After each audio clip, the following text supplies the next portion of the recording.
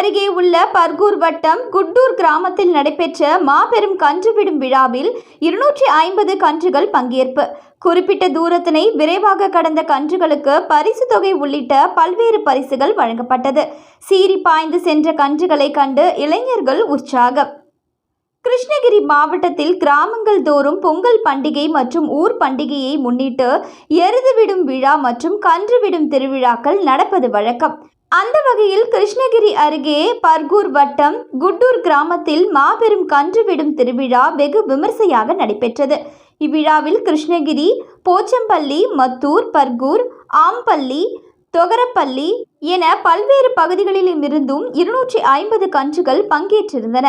அரசின் வழிகாட்டுதலின்படி நடத்தப்பட்ட இந்த கன்று விடும் விழாவில் கலந்து கொண்ட அனைத்து கன்றுகளும் வாடி வாசலுக்கு கொண்டு வரப்பட்டு ஒவ்வொன்றாக கன்றுகளாக அவிழ்த்து விடப்பட்டது.